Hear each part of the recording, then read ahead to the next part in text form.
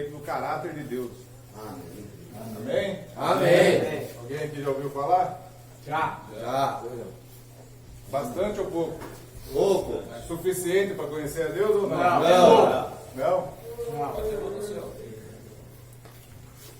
Por que se tocar nesse assunto? Olha que engraçado, irmão. Nosso país, eu coloquei aqui, ó. Existe aproximadamente 123 milhões de católicos e 42,3 milhões de protestantes. Vocês acreditam nisso? Acreditam? Acredito. São dados do IBGE. E num país tão grande, onde as pessoas, 68% dizem que são cristãos, não é engraçado essas pessoas, a maioria dessas pessoas não conhecerem a Deus? Hoje o estudo, a reflexão que a gente vai fazer é a respeito do caráter de Deus, a respeito do amor, da graça, da misericórdia, como Deus ele se revela através de Jesus Cristo. O primeiro texto que eu vou ler com vocês é uma frase só, não precisa nem você abrir a Bíblia aí. Está em Mateus 6 e 9, onde Jesus ele ensina a oração do Pai Nosso. Está escrito assim: portanto, vós orareis assim: Pai nosso que estás no céu, santificado seja o teu nome. Olha que engraçado. Jesus ele nos ensina uma oração, lembrando que oração, ela não é algo para ser repetido. Ela não é algo para ser só, vamos dizer assim, a reza. A gente aprendeu desde a nossa infância o que é rezar o Pai Nosso. Fazer como uma mera repetição. Mas será que é esse é o intuito ao qual Jesus ensina a oração do Pai Nosso? Não é.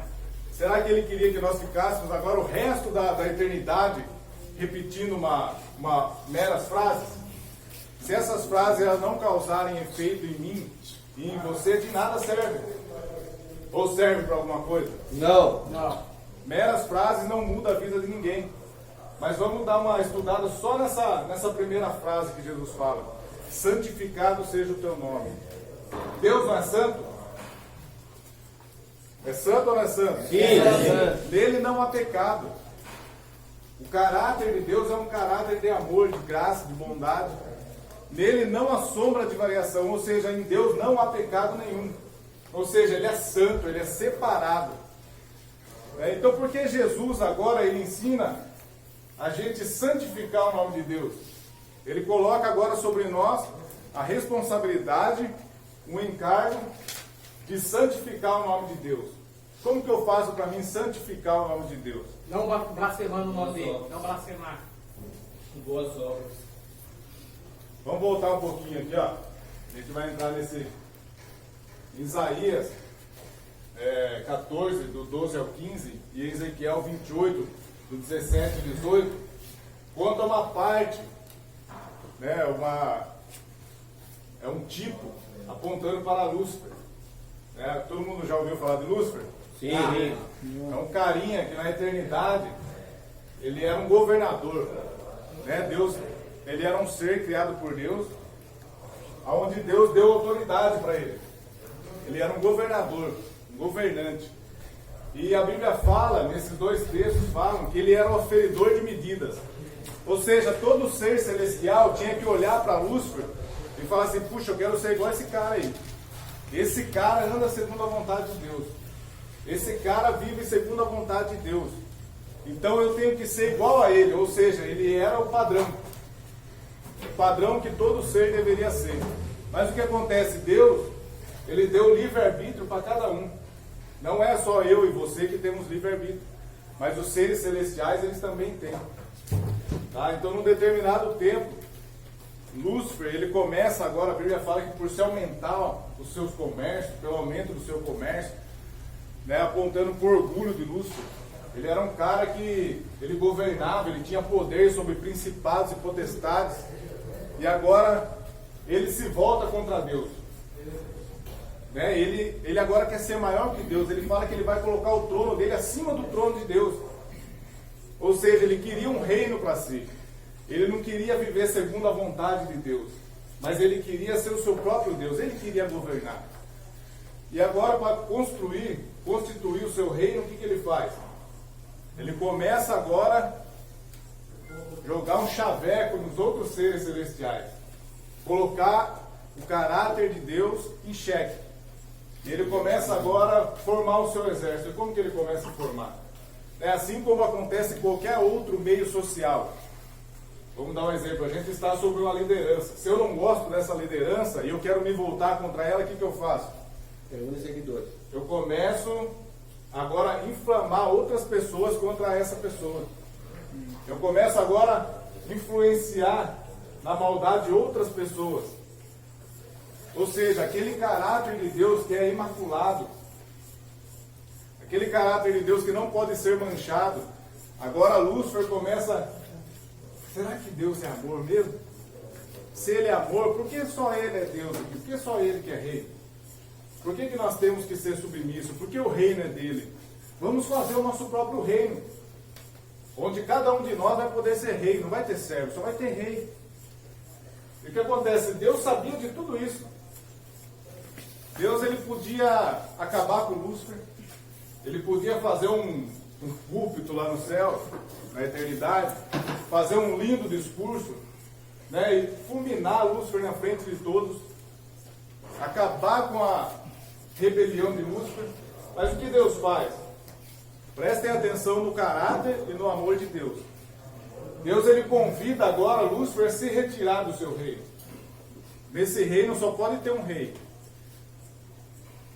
E Deus ele convida agora Lúcifer a se retirar do seu reino. Ó, Lúcifer era um cara que tinha autoridade. Ele era um cara que era o aferidor de medidas. Mas a ganância, o egocentrismo dele, o egoísmo dele que reinava, que começou a reinar dentro dele, queria que ele fosse maior do que o Criador. A criatura queria ser maior que o Criador. E ele faz essa rebelião e Deus retira eles da sua presença. E lá em Apocalipse fala que ele conseguiu levar consigo a terça parte dos anjos. Né? Não dá para saber a quantidade, mas se imagina que foram muitos anjos com ele. E eles foram retirados desse reino. Mais adiante, Deus ele cria o homem. Ele cria o homem, lembrando que a história lá de Adão e Eva, no livro do Gênesis, é uma história mítica. Tá? É um mito, é uma história que foi contada, e por trás dessa história há uma grande verdade. Não foi exatamente do jeito que está contado lá que aconteceu. Tá? Vamos tentar ligar os pontos aqui para que todo mundo venha entender. Deus ele cria o homem, né? A palavra Adão, Adam, significa humanidade. Deus ele cria e ele dá inteligência e ele dá o livre-arbítrio para o homem. E agora o homem, conforme ele vai evoluindo, não pense que o homem já foi criado com o entendimento que nós temos, com a cultura que nós temos, com as responsabilidades que nós temos. Não. O homem ele foi crescendo no seu entendimento, ele foi crescendo, foi ganhando habilidades. E conforme o homem vai crescendo, o homem também ele vai se distanciando de Deus. Aquela história de Adão e Eva fala de uma grande verdade que acontece dentro de nós. Nós temos, cada um de nós, a árvore da vida, que é o próprio Deus, dentro de cada um de nós. E a árvore do nosso próprio conhecimento do bem e do mal. E a serpente, que é o nosso egocentrismo. E o homem, ele tem a oportunidade, eu tenho a oportunidade, e você tem a oportunidade de todo dia se alimentar da árvore da vida, que é o próprio Deus. Né? Ou seja, eu viver na dependência de Deus. Eu entregar a minha vida mediante aos cuidados de Deus. Não agir pela minha própria vontade, mas querendo sempre fazer a vontade do Pai. E o que acontece? No decorrer da história, o homem vai ganhando habilidades, vai ganhando entendimento, vai ganhando sabedoria, e ele chega num ponto que ele está igual ao Lúcifer. O egocentrismo dele, a serpente que habita dentro dele, que é o próprio ego, começa agora a falar para ele assim, viu? Isso acontece todo dia com nós, viu? Com a gente. Começa agora a falar dentro dele assim, meu, você não precisa de Deus.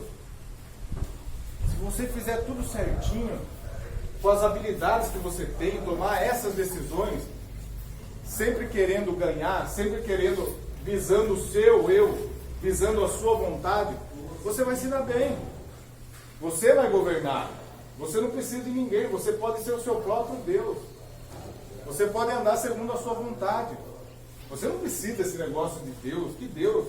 Se você se alimentar de si mesmo, do seu egocentrismo, tá? Você vai se tornar igual a Ele. Ou você vai se tornar melhor que Ele. Esse negócio de Deus é besteira. Tá? Cada um por si. Você pode reinar. Você não precisa ser o servo de Deus, como Paulo escreve em Romanos 1. Ele fala assim, Paulo, servo de Jesus Cristo. E a palavra que ele usa lá, servo, é escravo, é curios. Ou seja, vive segundo a vontade de Deus. E nós temos dentro de nós essa serpente, que ela vem todo dia falando que nós não precisamos de Deus. Então, no decorrer da história, o homem vai crescendo, se afastando de Deus, não porque Deus se afasta dele, mas ele dá as costas para Deus, e depois ele se volta contra Deus. Mas Deus tem um plano maravilhoso de redenção através do amor, ao qual ele vai se revelar ao homem. Então, no Antigo Testamento, Deus ele fala com os homens através de anjos, através de teofania, através de profetas. Então, o homem ele não conhece a Deus ali no Antigo Testamento. Tudo que a gente vê no Antigo Testamento ali a respeito de Deus não é o verdadeiro caráter de Deus. Mas, Felipe, está escrito na Bíblia, eu sei. Mas aqueles homens que escreveram ali, eles não conheciam a Deus. Eles escreviam conforme o entendimento que eles tinham de Deus. Eles escreviam conforme aquilo que eles acharam. Eles estavam, sim, inspirados por Deus para relatar a história, mas eles interpretavam Deus segundo o entendimento que eles tinham. Então, eles não conheciam a Deus. Deus ele só vem se revelar agora através de Jesus Cristo. Olha que coisa linda. Né? Deus Todo-Poderoso, Criador de todas as coisas. Quando o homem dá as costas para Deus, Deus podia fazer o quê? Vou acabar com essa raça. Mas ele sabia que o homem ia cair, ia dar as costas para ele, ia se voltar contra ele. Só que ele age por meio do amor. E ele fala, eu vou me revelar a eles. Eu vou mostrar para eles o meu caráter. E Paulo fala que na plenitude dos tempos, Deus ele se revela através do seu Filho. O mistério que estava oculto agora foi revelado. Né? Deus ele se faz homem e agora ele se revela ao homem. A criatura, o Criador se faz criatura. Lá em João 1:1 fala assim que no princípio era o Verbo, a palavra, o Logos. E o Verbo estava com Deus. E o Verbo era o próprio Deus. E João 1,14 fala assim que o Verbo ele se fez carne, ou seja, a palavra, o Logos, o próprio Deus ele se fez carne e habitou entre nós. Em João 1,18 fala assim que ninguém nunca viu a Deus, nunca conheceram a Deus. Aí você vê todo no Antigo Testamento lá falando que Moisés viu, Isaías viu, outros profetas viram. Você fala, mas como que eles viram a Deus e agora Jesus chega e fala que eles não viram? Será que é uma contradição? Não. Eles tiveram visões, revelações a respeito de Deus, mas eles não conheciam o caráter de Deus. Eles não conheciam a profundidade do amor de Deus. E Jesus fala assim que ninguém nunca viu, nunca conheceu a Deus, mas o seu Filho unigênito, aquele que é um com o Pai, que está no seio do Pai, agora ele o revelou. Ou seja, a revelação de Deus para a humanidade, a revelação do Criador se dá através de Jesus. Não se dá através de Moisés, não se dá através de Abraão, Isaac, Jacó, Eliseu, Elias, Malaquias, de nenhum profeta. Não se dá através de Davi, não se dá através de Salomão. Aquilo que de Deus eu posso conhecer está expresso em Jesus Cristo. Colossenses 1,15 fala que ele é a imagem do Deus invisível. Em Hebreus 1, no versículo 1 ao 3, fala assim, tendo Deus muitas vezes falado aos nossos pais através de profetas, nos últimos dias nos falou agora através do seu Filho, ao qual coube a ele, ou seja, nele reside toda a sua glória, toda a sua divindade. Deus ele se revela através de Jesus. Ele agora se faz homem e fala, eu vou me mostrar a eles. Ou seja, aquilo que de Deus se pode conhecer está expresso em Jesus Cristo. E quando você olha para Jesus, o que você vê? Você vê uma pessoa, você vê um Deus que se revela através de uma pessoa, cheio de amor, cheio de graça, cheio de perdão, cheio de misericórdia. Não é assim? Alguém tem dúvida disso? Não. Você vê uma pessoa que não fez mal para ninguém, contrário. Você vê aquele... Amém? Amém. Então vocês nunca vão ver Jesus fazendo um discurso de ódio. Lá em João 8, conta a história de uma mulher que foi pega no ato de adultério. E essa mulher, a lei de Moisés, mandava matar ela, mandava ser apedrejada. E quando levam ela até Jesus, o que Jesus faz? Jesus fala para eles assim, ó, quem não tem pecado, Tire a primeira pedra. tira a primeira pedra. E esses caras, eles vão embora, eles começam a jogar suas pedras no chão, porque quem sabe eles tomaram uma pedrada nas suas consciências, porque também eram pecadores, jogam as suas pedras no chão e vão embora.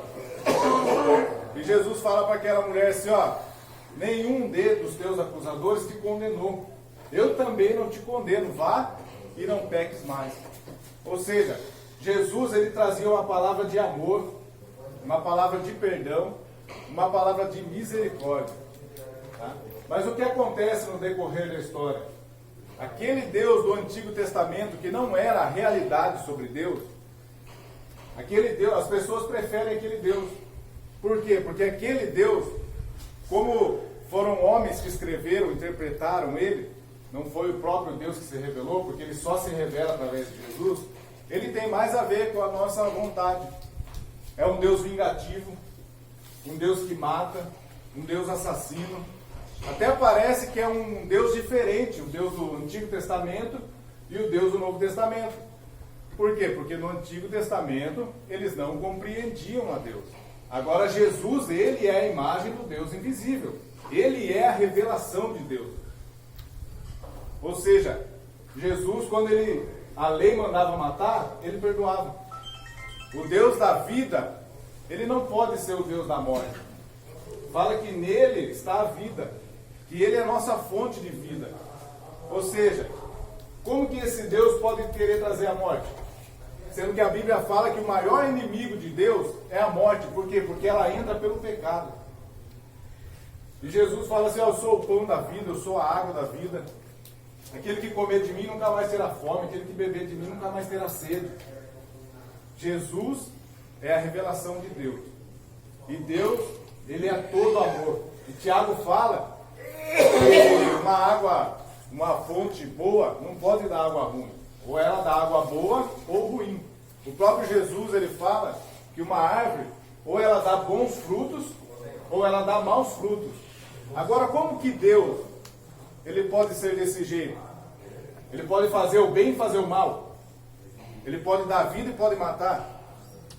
Ele perdoa, mas ele é vingativo. Será que isso cabe dentro do caráter de Deus? Eu sei que não cabe. Porque ou ele é ou ele não é. Como que Deus me ensina a perdoar se ele não perdoa? Como que Deus me ensina a dar outra face se ele não dá? E a gente tem visto nesses últimos dias o que vem acontecendo por conta dessa pandemia, né? Milhares de pessoas morrendo. E o que acontece?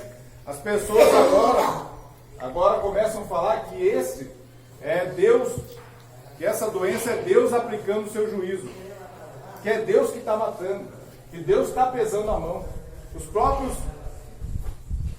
68% da população que se dizem crentes ou cristãos, eles mesmos estão desfigurando o caráter de Deus. Eles mesmos estão colocando o nome de Deus em xeque, o amor de Deus em xeque. Ou seja, eles estão fazendo o mesmo papel que Lúcifer fez na eternidade. Olha o que Jesus fala em João 8, 44, ele fala para os religiosos. Os religiosos daquela época acreditavam também que Deus era só para eles, que Deus se vingava, que Deus era um assassino, que Deus não perdoava, que só eles tinham salvação e os outros não. E agora Jesus chega diante deles, e porque Jesus ele curou no sábado, começa agora uma grande discussão. E essa discussão é a respeito do caráter de Deus. E Jesus chega a uma conclusão que ele fala assim para os fariseus, para os religiosos: vocês têm por pai o diabo. Olha que palavra forte. Nós sabemos que todos nós somos filhos de Deus, toda criatura, correto? Correto. Mas Jesus fala assim para eles: ó, vocês têm por pai o diabo. Vocês não fazem de Deus o vosso pai. O vosso pai é o diabo. Por quê? Porque ele é o pai da mentira. E vocês vêm mentindo a respeito de Deus. Vocês vêm distorcendo o caráter de Deus. Vocês estão fazendo o mesmo papel do diabo. Então o vosso pai é o diabo. Olha que louco. Você pode pegar isso e aplicar hoje. Quantas pessoas colocando em Facebook, em rede social, que Deus está pesando a mão, que porque se vestiram de Jesus no carnaval, Ele está pesando a mão agora, Ele está matando, Ele está se vingando. Ou seja, será que eles não estão fazendo o papel do diabo, de Lúcifer, de Satanás? Ao invés de levarmos a mensagem de um Deus de amor, de perdão, um Deus de graça, nós estamos falando que Deus ele é um assassino. Estão falando por aí que Deus ele é um sanguinário, que Ele não perdoa. Estão distorcendo o caráter de Deus. E olha o que João fala, que aquele que diz que não ama o seu irmão, aquele que não ama o seu irmão, ele não ama a Deus, porque Deus é amor. Ou seja, Deus ele não tem um sentimento de amor, mas Ele é o próprio amor. De Deus flui amor. Quando você olha para Jesus, Jesus, onde Ele passava, Ele deixava um rastro, um bálsamo de amor e misericórdia, de perdão, de graça. E agora quando você olha para os cristãos de hoje, aqueles que se dizem cristãos, você vê eles usando o nome de Jesus para falar de ódio, para conseguir dinheiro, para julgar, para matar as pessoas espiritualmente, em nome de Deus, em nome de Jesus. Ou seja, estão fazendo de Lúcifer, de Satanás, do opositor. Irmãos, Deus não é assim. Deus ele é todo amor. Deus é um Deus de perdão. Deus é um Deus de misericórdia. Deus é um Deus de graça. É um Deus que se revela através do amor. Felipe, aonde você quer chegar? Lembra do primeiro versículo que eu li?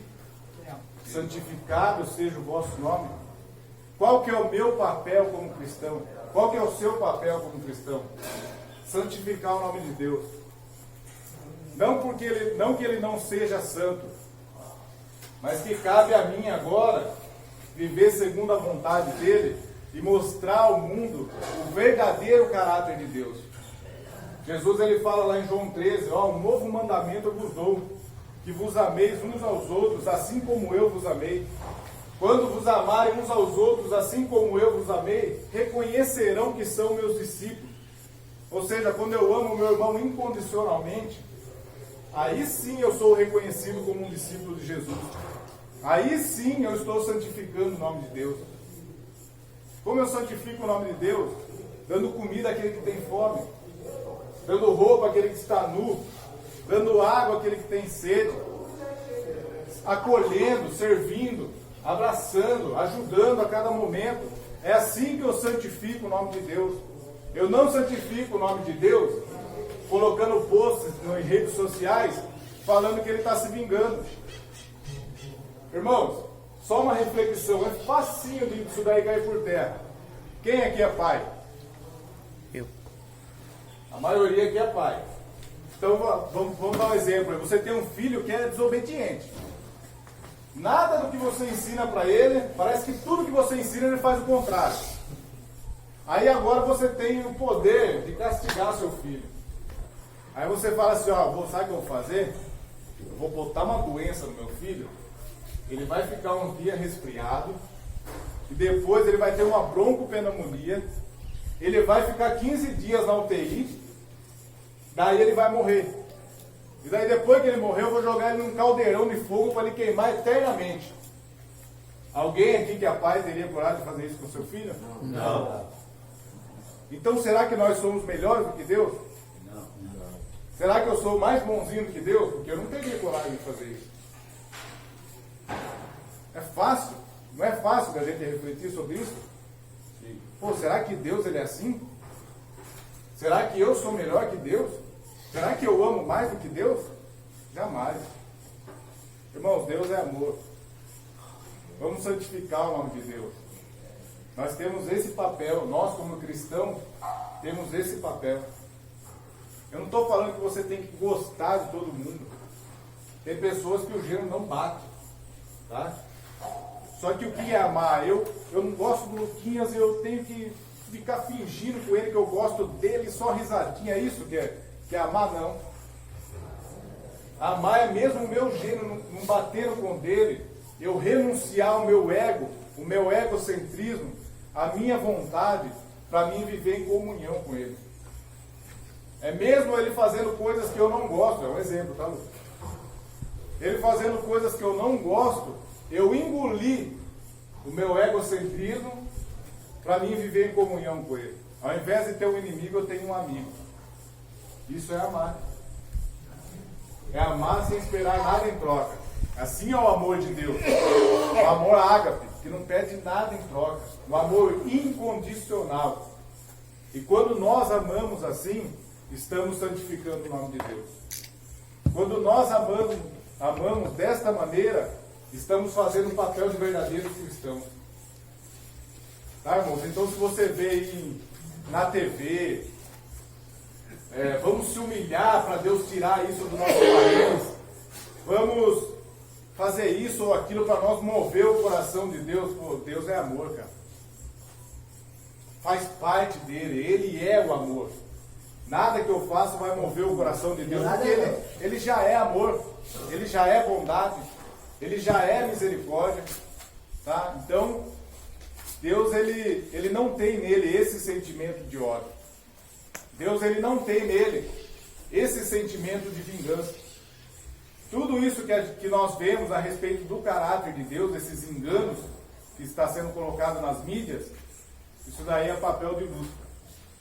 São pessoas que têm por pai o diabo. Tá? Então nunca fale assim, Deus está pesando a mão. Deus está se vingando.